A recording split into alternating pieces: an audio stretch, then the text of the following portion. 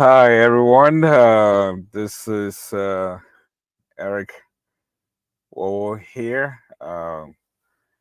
It's been a long time since I went social media live. It's been a very, very long time, and wonderful to be back here today with you guys. Just set up this new live screen channels on the various social media platforms that we have, and it's called the Can Hour, which is few minutes talking about change agent network, what we are doing, where we are, what's going on. So uh, today is our first show on this program, the Can Hour, and it's going to be brought to you probably once every maybe 2 3 times a week. I don't know, maybe is set up in a way that we can have it live every time, whether we are on the go or stationary, working in Africa or here, is going to be a wonderful thing. So I'm very, very excited about this. First and foremost, before we continue, I would love to just take a moment to wish all of the dads out there, all of the fathers, all of us a wonderful, wonderful Father's Day. Tomorrow is your day. It's a um, it's a great privilege and an honor to be a father. So I want to wish all of you a wonderful Father's Day. Praying and holding the rope on your behalf. So today, I want to talk to you a little bit more about the topic for discussion today is about the leftovers from the American dream, American leftovers, containers of hope for Liberia, Africa. Some of you may not be aware of this, but the truth is that what I'm doing today with Change Agent Network, it all started with this program. This is like the foundation of everything that we have going on here in the United States and in Africa, in Liberia specifically. I remember when I arrived here in the US in 2006. When we got here, it was a huge culture shock, a huge culture shock, going from uh, the life that we live in Africa, the culture, the struggles, the pains.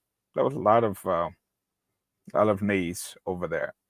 But when I got here, the first thing that got my attention was the excess, the extra stuff. I mean, America has so much stuff that I don't think they even have an idea of how much stuff they have. So I started to observe a lot of things around me in the community. And then the choices, as we all know, lots of choices in America. You ask for, you go to the grocery store right now, um, you're going to see at least 3 or 4 aisles of just cereals. And when you talk about milk, chips, you're going to see maybe another 3 or 4 aisles of just chips. I mean, chips. That's it. Nothing else but chips. So that got my attention. You ask for a milk, they have 2% milk, 3% milk. They have goat milk, they have cow milk, they have sheep milk, they have almond milk. I mean, just name it, 1%, 2%, so on and so forth. So the choice is just unbelievable how much stuff they have. And then you want a Coke to drink, and you press the button just on Coke, and they give you 15 different flavors to decide from. And because of these overwhelming choices, sometimes we get stressed out. We cannot make a decision on what we want to do, what we want to eat, where we want to go, because it's just so many options, so many choices to choose from. So when I came, it's the same thing with the food. My first time in a restaurant in America, it was at Outback restaurant in Lafayette, a wonderful place at Lafayette, Louisiana. We had gone out to eat, first time going to an American restaurant, and we walk in there and they brought this menu, and this girl, the waitress, smiling, big smile on her face, and she came over to our table and she was like, um, she called her name and she said, "I'm going to be a servant here today, and before we start, what would you guys love to drink?" That was a shocking question for me because in my whole life, I've never been asked that question before. Never, as to what I want to drink or what I want to eat. So it was a surprise. So I said to her, "What do you mean what we want to drink?" I mean, because I asked the question because where I came from in Africa, we don't get to decide most of those things. We eat what is available to us. We eat what we can afford. We eat whatever's given to us. So I was thinking water. So I'm like, "What do you have?" She said, "Oh, we have a lot." And I'm like, "You have a lot, like how many? Tell me something." And she said, "We have water, we have apple juice, orange juice, pineapple juice, we have cranberry, we have Diet Coke, we have Pepsi, we have. I mean, she just went on, and I said stop, and she stopped, and I said, do you have water? She said, sure, we have water, and she goes, how do you want the water? Like, what do you mean? How do I want water? She said, well, I mean, you want ice in it? You want lemon in it or no lemon? Choices. I couldn't decide. So she brought the food eventually, first to eat, and she asked about um, appetizer, if we needed appetizer. To be honest with you, I came from a very humble beginning, very humble background. So I had no idea what an appetizer, what was the purpose of that. So I asked her, what is that? What is an appetizer? We came here to eat, so give us the food. And my kids worker said, well, appetizer is something we eat to stir it up our eating habit so that we can eat more. So I don't want that. And then she said, and she went around the table taking the orders one by one. And then she came up back to me again. Sir, what are you going to eat? Same thing again. I was shocked. I've never been asked that question before. And then I said to her, I don't know. I don't know what I'm going to eat. What do you have? Because in Africa, most times in restaurants, when you go to a restaurant, you know specifically what to expect, what they sell over there. For example, if they sell red beans and rice, that's what you're going to get. You don't get to decide something else. So I asked her, I said, what do you have? She said, oh, we have a lot. We have over 40 items on the menu. I'm like, what? In this one building, right here, right now, you have over 40 different items on your food menu? She said, yes. And I said, well, I still don't know what I want. So my kids worker said, give him a steak. So they brought the food, and I'm sitting at this table, kind of just checking everything out. That was my first time in an American restaurant. People were smiling, some people laughing. There was a football game that day that was being played by the Saints of Louisiana. So the restaurant was very crowded.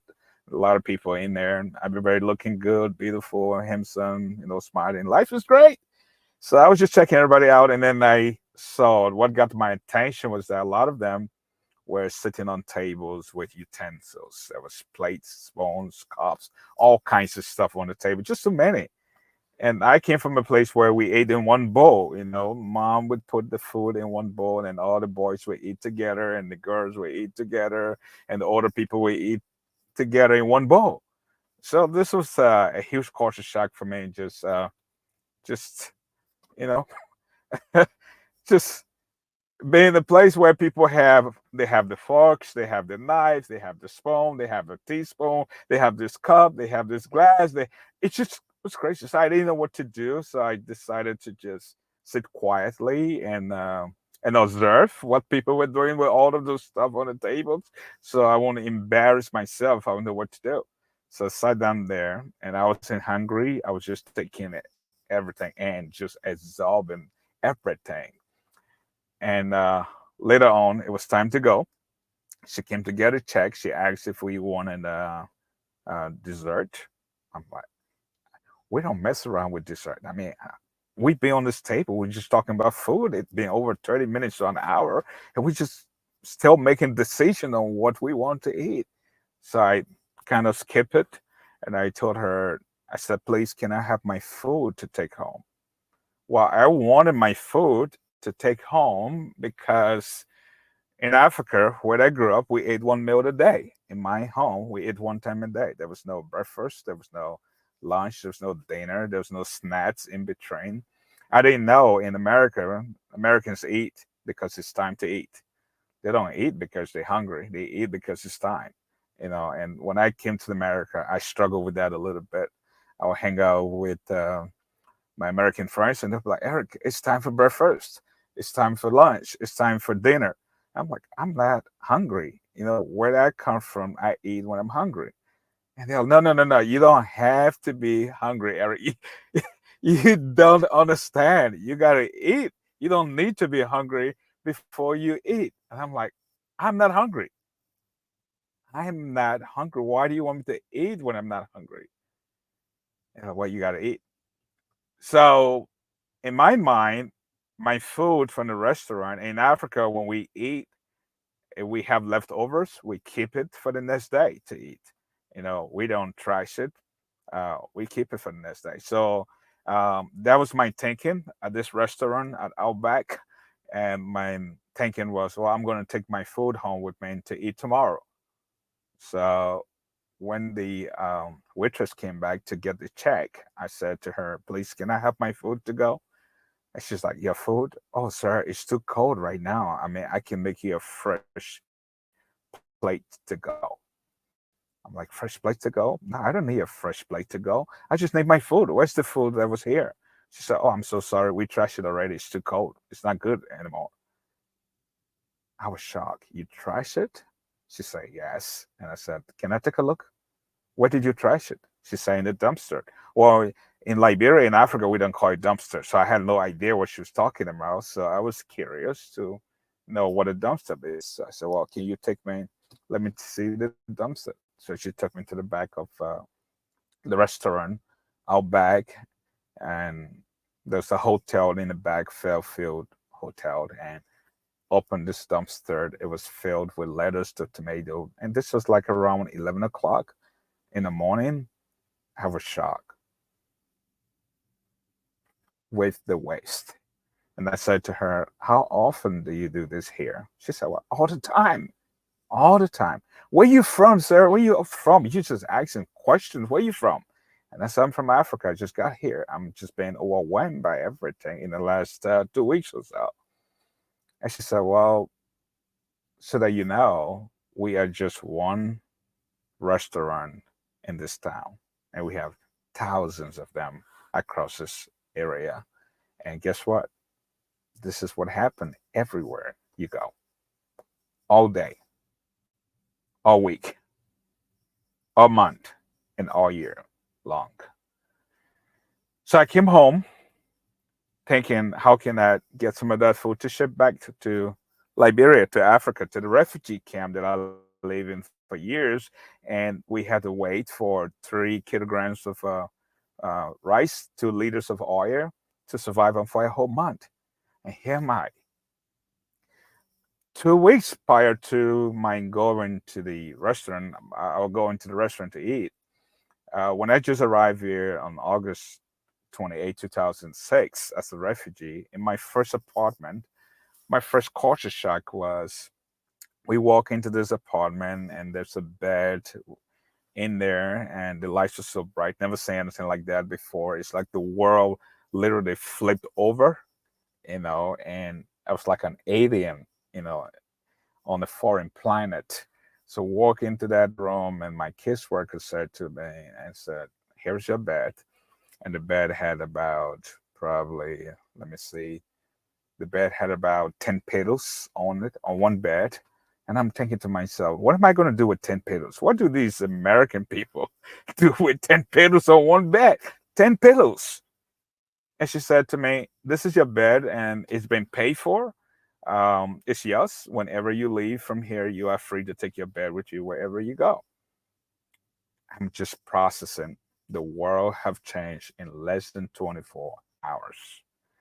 And then she brought me out. She said to me, before I go home tonight, there are a couple of things in the apartment that I would love to show you that you need to know. And I said, sure. So we came out to the kitchen and there was this microwave sitting there. Well, we never had microwave in the refugee camp, so I didn't know what it was. So she said to me, here's a microwave. This is what Americans use to cook, to heat up their food. And and the first thought that came to my mind was, how do you cook in a box that has no wood, it has no fire, it has no smoke, it has no heat? How do you cook in a box? And she's like, it uses electricity. Okay.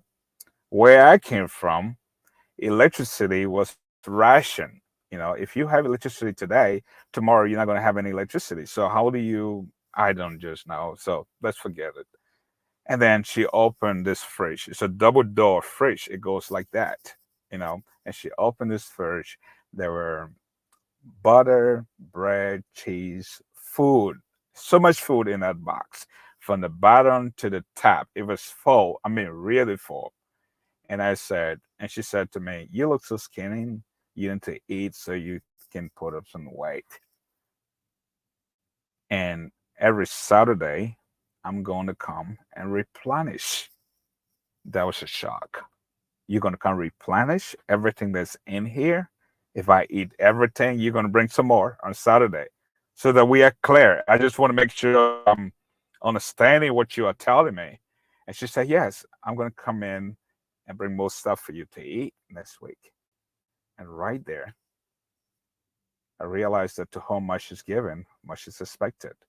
So my first thought was, you need to clear the whole fridge out and ship the whole food to the refugee camp for people to eat.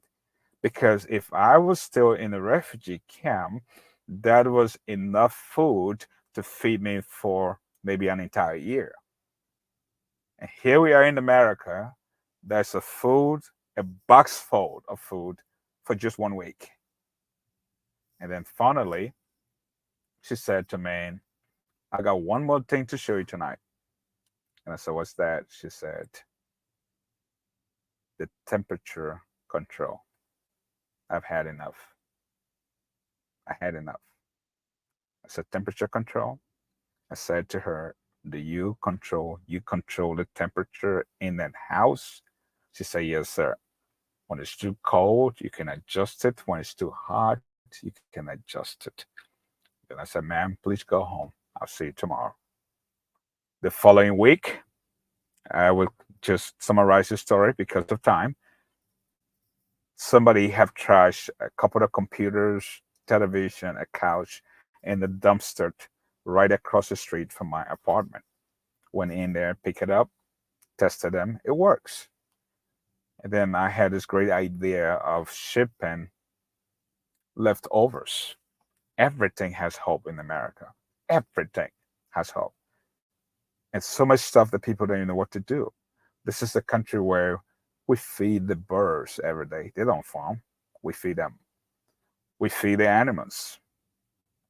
We have everything in America. So I got this crazy idea of, Eric, at the age at which I came to America, you're too old to be able to chase the American dream and realize that dream. And that's the reason why God saved your life from Liberia, from the carnage, from the refugee camp. Out of millions of people in Africa, He chose you to bring you here in Louisiana among the Cajuns, among these people. And this is the number one nation of the world. America is the richest, most powerful, most influential, most advanced, most educated country in the world. So, what are you going to do with your wealth? So, I decided to gather what I call the leftovers from the American dream. And that's how this whole ministry, this whole organization, Change Agent Network, got started in America. That was the foundation. And the goal was to gather the leftovers. We don't, I'm not asking for the jewelries. I'm not asking for the diamonds. I'm not asking for the gold. I'm not asking for the cars, the houses. I'm not asking for any of those things. What I'm asking for is, do you have some extra stuff that we can use? That's what I'm asking for. And if you have some extra stuff, what are you doing with it? What are you doing with your extra stuff? Things that you are no longer using. Could be clothing, could be shoes, could be a tool, a power tool, a handed tool, could be house furniture. What are you doing? What are you doing with it? So first and foremost, before I continue with that story, we got a lot of stuff. We started talking to people. We got more stuff that came on board. And since that time, since 2006, we have shipped over um, 20 containers. So just 2 months ago, as you can see from your screen, we ship a container from Lafayette. This is container number 20. We had a lot of people show up on a Saturday morning to help us load this container. We ship about cafeteria tables, as you can see. I'll tell you a little bit about that. And then we ship um, over 7,000 Bibles that were donated by a group that I've never met before, out of Ohio and Alabama. They called me and they're like, "Hey, we heard about what you're doing, and we just want to get involved." And we had a lot of people show up on a Saturday morning. We had, for example, Acadiana Christian Homeschool got involved, donated some supplies. My church in Lafayette, Louisiana, Trinity Bible Church, got involved. The youth department, the children's department donated a lot of stuff. They had extra backpacks, their uniform, old clothing and shoes to ship that overseas. We have so many people got involved with the shipment, and it was a wonderful time. And the whole goal is, like I said again, many of us will never ever be able to travel overseas to on a mission trip or volunteer trip, or to leave the comfort of our home and our country to go overseas to do anything. But guess what? Your extra stuff can go for you. So we are doing this together, and all these young people, the goal was just to help them out. So at the end of the day, I want to use this time to thank all of you. The shipment is gone. It should be arriving in Liberia next week, this shipment, but we have two more shipment to go. And so that I got a couple of very interesting calls. Last time we had a company call, a school time company. They sell school uniforms, and that company here in Lafayette, Louisiana, and another company out of New Liberia, Louisiana, have given enough uniforms to fill up an entire container to ship. Just looking for a new home to go to. So I want to say thank you. We still got three more containers to work on, and we are right now, as I speak, working on the next container to go to Africa. So my question to you is that, do you have any extra stuff? Do you have any crumbs? Do you have anything that you are not using that's just sitting there, looking for a new home, looking for a new owner? What is it? Textbooks, a computer, a phone, an iPad, musical instruments, clothing, shoes, books, what it is that you have. And this comes from the scriptures in the Bible. When Jesus fed 5,000 people, he asked the disciples to gather the leftovers so that nothing goes to waste. But the interesting thing about that story was, the disciple came to Jesus and said, "Send these people away. They are hungry. Let them go and find something to eat." But then he asked them, "What do you have? What do you have?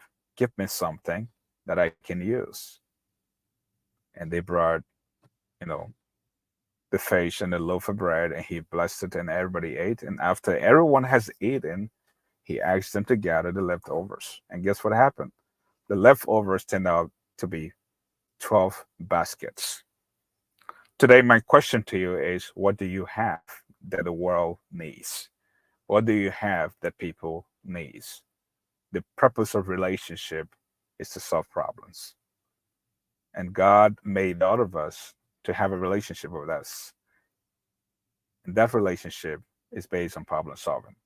So I want to say thank you for listening.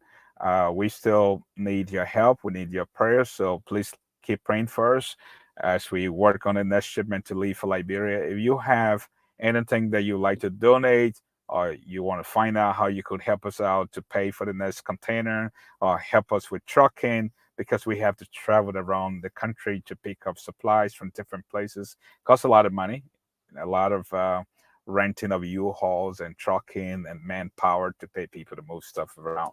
So it's been a great privilege, and I want to close by saying thank you to all of you, the people of Louisiana, the people of America, for the wonderful opportunity that you give to people like me to come here, give me a second chance, a hope, an opportunity to live a better life.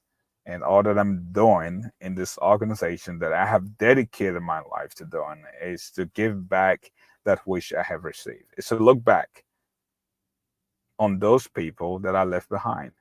This is no longer about me. I live here now. I have a car that I drive. I have a home. I have a green card. I can do whatever I want to do. So it's no longer about me. I don't need to go over there, but we are going there because we care. And I'm sure you care as well. So together, we are breaking the cycle of poverty through education in Liberia. I want to encourage you, please subscribe to the channel, whichever channel you're watching this live screen, please subscribe to the channel, smash it, click on the like button, send us a note. We love to keep in touch. So until we meet again the next time, I want to say thank you so much. Thank you so much for your love and support. We cannot do this without you. We cannot do this without your support, without your love. We cannot do this. So we will bring you more information next week on the first two containers that we shipped to Liberia. We got one of those container released from the port, and the other container is still in the port because the government kind of overcharged overcharged us. The taxes was too high. The storage was high. So we waited for the new government in Liberia to take office so that we can negotiate with the government to get that container out of the port. But everything is on track, and we are in the process of shipping the next container to Liberia. And our team should be traveling to Liberia later on this month, around the end of the month, um, to go and see everything that's going on. A couple of schools are being built. Great things and amazing things are happening. So life is beautiful. We are going to change the world. We are going to make a difference. We are going to leave behind a footprint. You can do this. So thank you so much for joining us for today's the Can Hour. I look forward to being back with you next week, maybe tomorrow or so, with another topic for discussion. Until then, I want to say I love you. Take care and God bless. Bye.